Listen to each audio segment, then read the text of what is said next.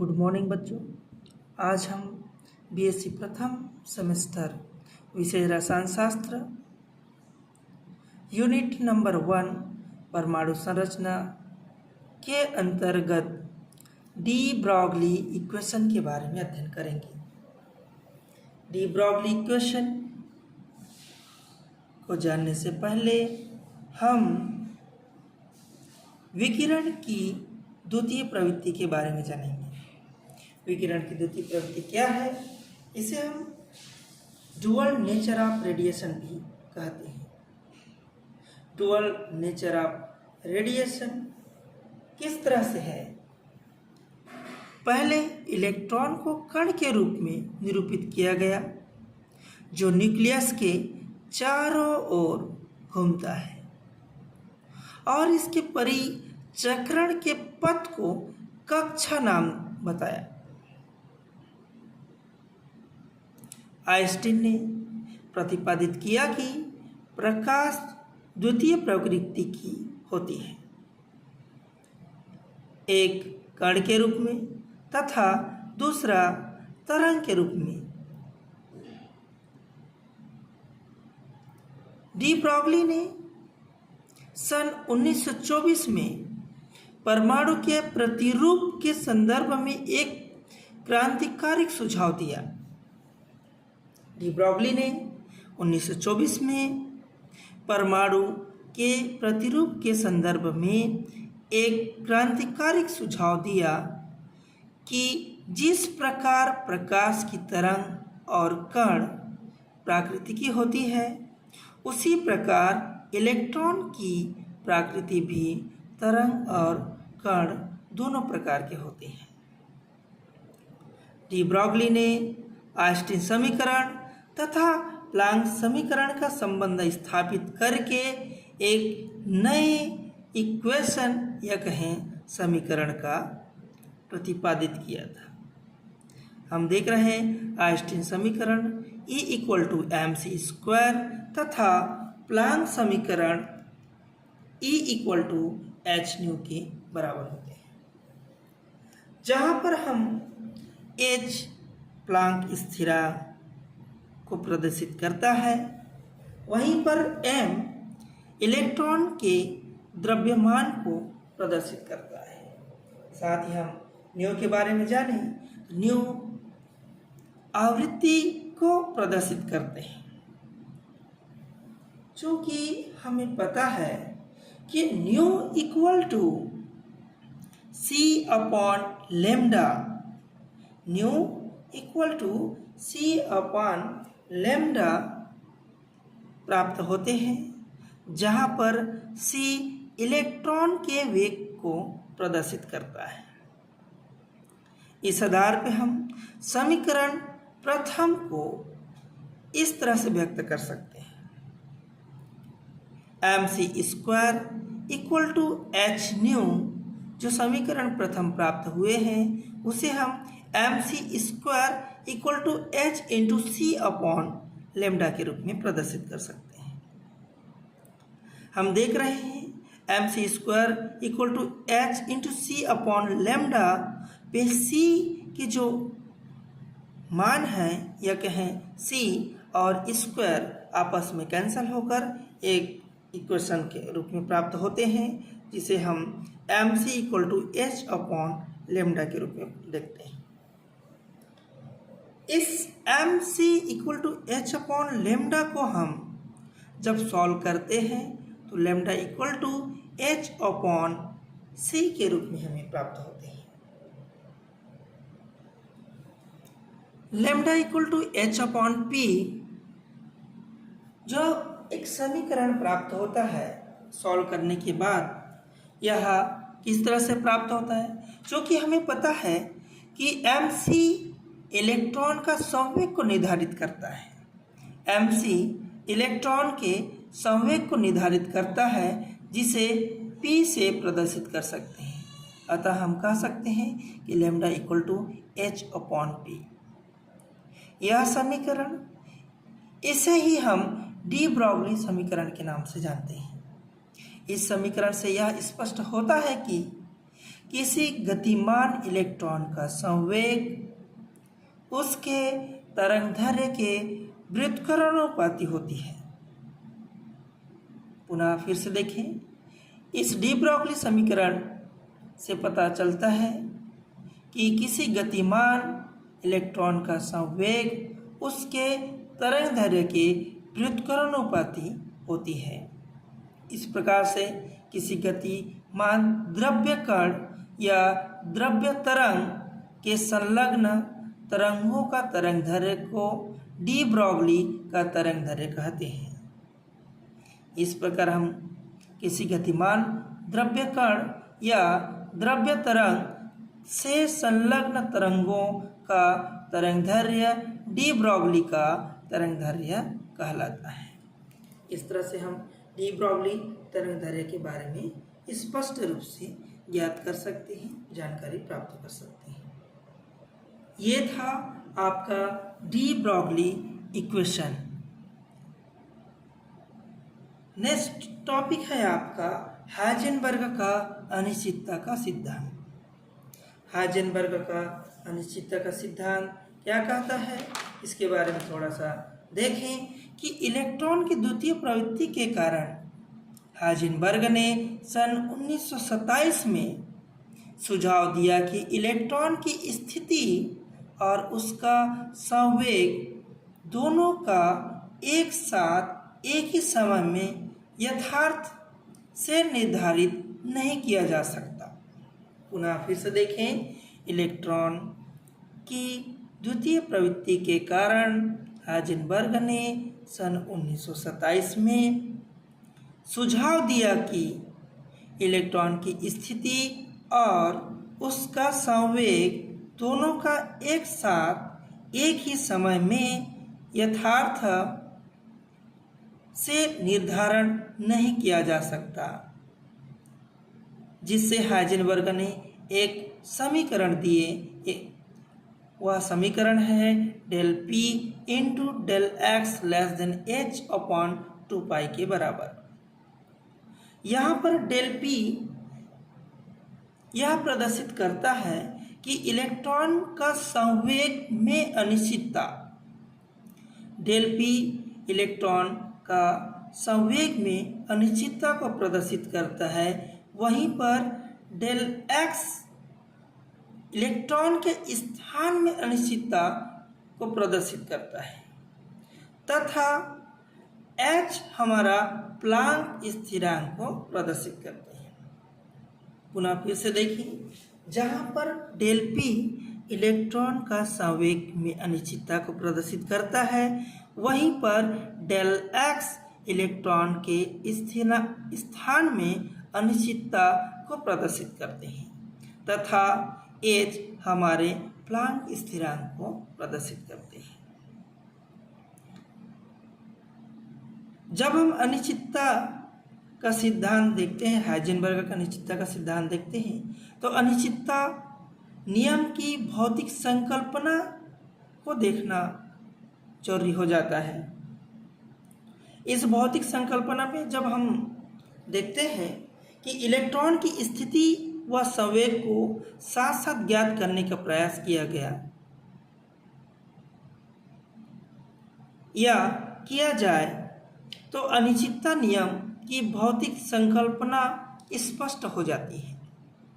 पुनः फिर से देखें, इलेक्ट्रॉन की स्थिति व संवेग के साथ साथ ज्ञात करने का प्रयास किया जाए तो अनिश्चितता नियम की भौतिक संकल्पना स्पष्ट हो जाएगी। किस तरह से हम कह सकते हैं कि इलेक्ट्रॉन की स्थिति को ज्ञात करने के लिए हम एक माइक्रोस्कोप लेंगे, माइक्रोस्कोप की आवश्यकता पड़ेगी। इस माइक्रोस्कोप की सहायता से जब हम इलेक्ट्रॉन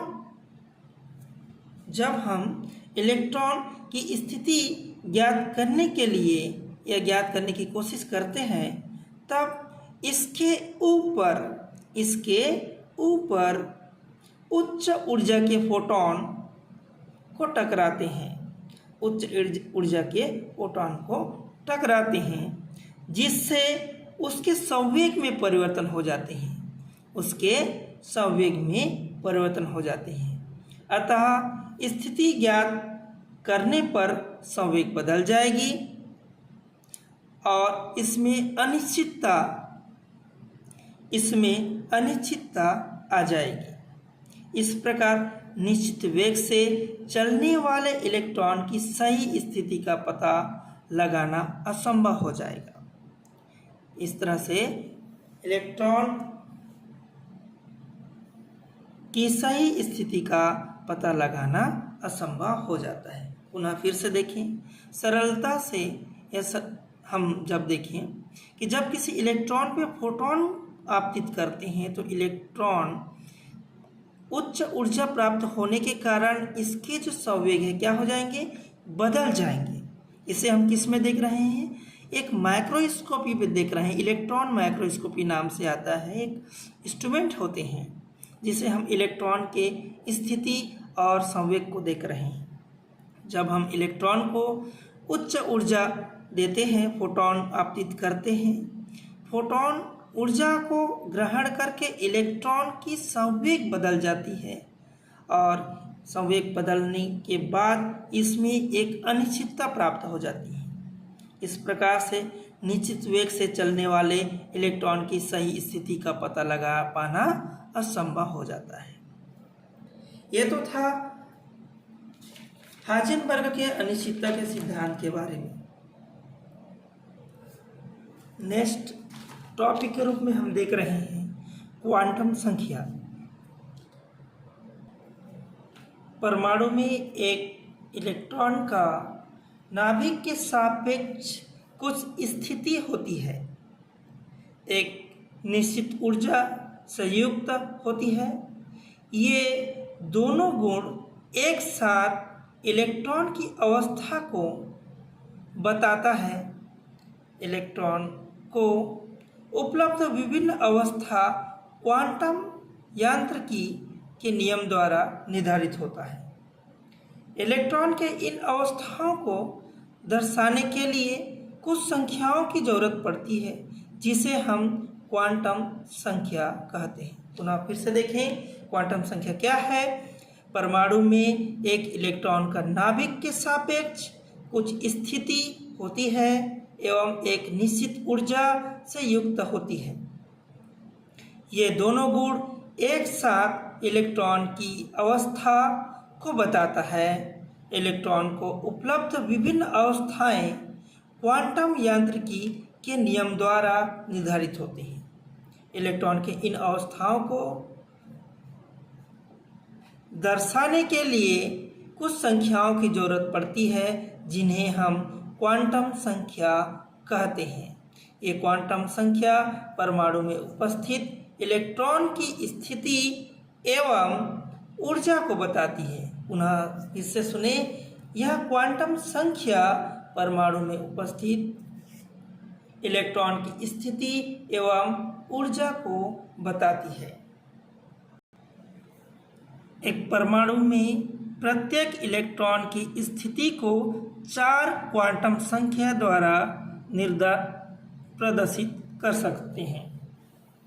पुनः देखें, एक परमाणु में प्रत्येक इलेक्ट्रॉन की स्थिति को 4 क्वांटम द्वारा प्रदर्शित कर सकते हैं।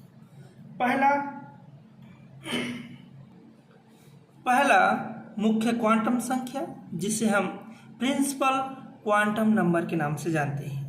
दूसरा द्विगंशी क्वांटम संख्या या ऑर्बिटल कोणीय संवेग क्वांटम संख्या, जिसे हम एजीमुथल क्वांटम नंबर के नाम से जानते हैं। तीसरा चुंबकीय क्वांटम संख्या और चौथा चक्रण क्वांटम संख्या। प्रथम 3 क्वांटम संख्या श्रोडिंगर समीकरण के हल एवं एक चतुर्थ स्पेक्ट्रोस्कोपी प्रमाणों से प्राप्त है। पुनः फिर से देखें, प्रथम 3 क्वांटम संख्या कौन कौन से? प्रिंसिपल क्वांटम संख्या, एजीमुथल क्वांटम संख्या और मैग्नेटिक क्वांटम संख्या। ये सभी स्पेक्ट्रोस्कोपी प्रमाणों से प्राप्त होते हैं। इन क्वांटम संख्या की विस्तृत वितरण हम निम्न अनुसार से देख सकते हैं। पहला है मुख्य क्वांटम संख्या। मुख्य क्वांटम संख्या परमाणु में उपस्थित इलेक्ट्रॉन की स्थिति का मतलब हम क्या कहेंगे, पोजीशन के बारे में बात कहेंगे। स्थिति एवं उसके ऊर्जा को दर्शाता है। और यह इलेक्ट्रॉन बादल के प्रभावित का मतलब क्या है, इलेक्ट्रॉन के क्लाउड, इलेक्ट्रॉन के जो बादल होते हैं प्रभावी आयतन का माप होता है।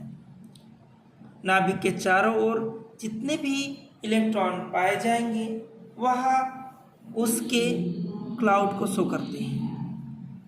परमाणु में इलेक्ट्रॉन की ऊर्जा क्वांटीकृत होती है और इसका एक निश्चित मान होते हैं जिसे हम निम्न समीकरण से प्रदर्शित कर सकते हैं। आप देख सकते हैं इक्वेशन नंबर 1, जहाँ पर m इलेक्ट्रॉन का द्रव्यमान, E इलेक्ट्रॉन का आवेश, Z परमाणु संख्या तथा H प्लैंक स्थिरांक एवं n एक धन पूर्णांक है जिसे मुख्य क्वांटम संख्या भी कहते हैं।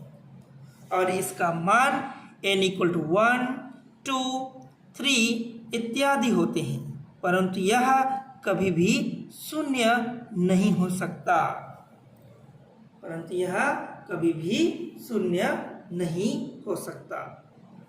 इस तरह से हम कह सकते हैं कि समीकरण प्रथम में n के विभिन्न मानों को रखकर इन ऊर्जा स्तरों की ऊर्जा परिकलित की जा सकती है।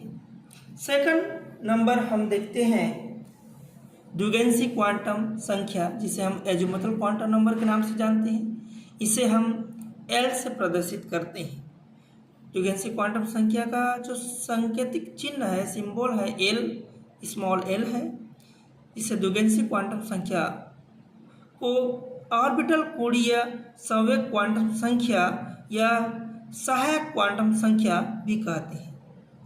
यहाँ पर ध्यान देने वाली बात यह है कि ड्यूगेंसी क्वांटम संख्या, जिसे एजीमुथल क्वांटम संख्या को हम orbital angular momentum quantum number and subsidiary quantum number भी कहते हैं। परमाणु में नाभिक के चारों ओर परिक्रमण करते हुए इलेक्ट्रॉन का एक कोणीय संवेग होता है जो क्वांटीकृत होते हैं। कोणीय संवेग के क्वांटीकृत मान को हम एक अन्य क्वांटम संख्या L से व्यक्त करते हैं और इसे ड्यूगेंसी या ऑर्बिटल कोणीय संवेग या सहायक कोणीय संख्या कहते हैं। यदि एक इलेक्ट्रॉन का कोणीय संवेग होता है तो इसके कोणीय वेग की गतिज ऊर्जा भी होती है और यह गतिज ऊर्जा उस इलेक्ट्रॉन की कुल ऊर्जा द्वारा निर्धारित और संयमित होती है, अर्थात L का स्वीकृत मान n के मान पर निर्भर करता है। इस तरह से हम प्रदर्शित कर सकते हैं कि ड्यूगेंसी क्वांटम संख्या L द्वारा एक इलेक्ट्रॉन के कोणीय संवेग को निम्न समीकरण द्वारा व्यक्त कर सकते हैं। समीकरण आप देख सकते हैं, जहां पर L के स्वीकृत मान L = 0, 1, 2, 3 n-1 हो सकते हैं या होते हैं। मुख्य क्वांटम संख्या n के विपरीत ड्यूगेंसी क्वांटम संख्या L का मान 0 होता है, परंतु इसके मान n-1 से अधिक नहीं हो सकता। पुनः फिर से देखें, परंतु इसके मान n-1 से अधिक नहीं हो सकता। L के मानों का निम्नलिखित या निम्नांकित अंग्रेजी वर्णों में निरूपित किए गए हैं, जहां पर स्मॉल n का निरूपण है। L का मान 0, 1, 2, 3, 4, 5, वहीं पर निरूपण 0 का S, 1 का P, 2 का D, 3 का F और 4 का G और 5 का H मान से हम प्रदर्शित करते हैं। यहाँ पर S, P, D, F, G, H ये जो निरूपित शेप दिखाई दे रहे हैं, यह उप ऊर्जा या उपकोष के रूप में कहलाते हैं और यह इलेक्ट्रॉन बादल के आकार या आकाशीय वितरण को दर्शाता है। कुल मिलाकर हम कहें कि इलेक्ट्रॉन इसी उपकोष में पाए जाते हैं। चलिए नेक्स्ट प्रकार के बारे में देखें। तीसरा प्रकार है चुंबकीय क्वांटम संख्या। चुंबकीय क्वांटम संख्या क्या होते हैं, इसके बारे में थोड़ा सा देखें। यदि किसी बाह्य चुंबकीय क्षेत्र में किसी परमाणु का स्पेक्ट्रम प्राप्त किया जाए तो स्पेक्ट्रम की पूर्व रेखाओं का सूक्ष्म रेखाओं में विपाटन हो जाता है। रेखाओं के चुंबकीय क्षेत्र में इस तरह के विपाटन को जीमन प्रभाव कहते हैं। इसे निम्न प्रकार समझाया जा सकता है। हम देख सकते हैं कि नाभिक के चारों ओर गति करता हुआ इलेक्ट्रॉन की कुंडली में प्रभावित विद्युत धारा के समान होता है। इस प्रकार के विद्युत प्रभाव एक चुंबकीय उत्पन्न करता है और बाह्य चुंबकीय क्षेत्र में रखे जाने पर इलेक्ट्रॉन द्वारा उत्पन्न चुंबकीय क्षेत्र आकाश में एक विशेष विन्यास प्राप्त कर लेते हैं। चित्र पे हम देख रहे हैं 1.5 पे कि बाह्य चुंबकीय क्षेत्र तीव्रता h की z दिशा से इलेक्ट्रॉन चुंबकीय क्षेत्र एक निश्चित कोण बनाते हुए आकाश में विन्यासित दिखाया गया है। जेड के ऊपर यहाँ पर दिखाई दे रहा है, स्पष्ट रूप से देख सकते हैं। अर्थात हम कह सकते हैं कि बाह्य चुंबकीय क्षेत्र में उपकोष के इलेक्ट्रॉन आकाश के एक निश्चित विन्यास प्राप्त कर लेते हैं जो क्वांटीकृत होते हैं। आकाश का यह निश्चित क्षेत्र जहां इलेक्ट्रॉन के पाए जाने की संभावना सबसे अधिक होती है ऑर्बिटल कहलाता है। इस प्रकार के उप ऊर्जा स्तर पर उपकोष में एक से अधिक कक्षाओं उपस्थित होते हैं जिसकी ऊर्जा समान होती है। चुंबक क्षेत्र में ये कक्षाएं विभिन्न दिशाओं में विन्यासित हो जाती हैं और इनकी ऊर्जा में थोड़ा अंतर आ जाता है। फलस्वरूप हम कह सकते हैं कि चुंबकीय क्षेत्र में रेखाओं का समीपस्थ रेखाओं में विपाटन हो जाना कक्षकों की स्थिति को बताने के लिए एक क्वांटम संख्या की आवश्यकता होती है जिसे हम m से निरूपित करते हैं और इसे चुंबकीय क्वांटम संख्या कहते हैं। m का मान l के मानों द्वारा निर्धारित होता है और इसकी स्वीकृति का मान 2l+1 के बराबर होते हैं। इन मानों को -l से लेकर +l तक प्रदर्शित किए जा सकते हैं। इस प्रकार s उपकोष में 1 ऑर्बिटल, p उपकोष में 3 ऑर्बिटल, d उपकोष में 5 ऑर्बिटल तथा 4a उपकोष में 7 ऑर्बिटल उपस्थित होते हैं। किसी एक उपकोष के सभी ऑर्बिटल की ऊर्जा समान होती है और इन्हें अवभ्रष्ट ऑर्बिटल कहते हैं। अब हम देखते हैं चौथा एवं अंतिम क्वांटम संख्या के बारे में। चौथा एवं अंतिम क्वांटम संख्या चुंबकीय क्वांटम संख्या, जिसे हम स्पिन क्वांटम नंबर्स के नाम से जानते हैं। यह देखा गया है कि चुंबकीय क्षेत्र में उत्पन्न रेखाएं भी 2 अत्यंत समीप रेखाओं के समूह होते हैं। इनकी व्याख्या करने के लिए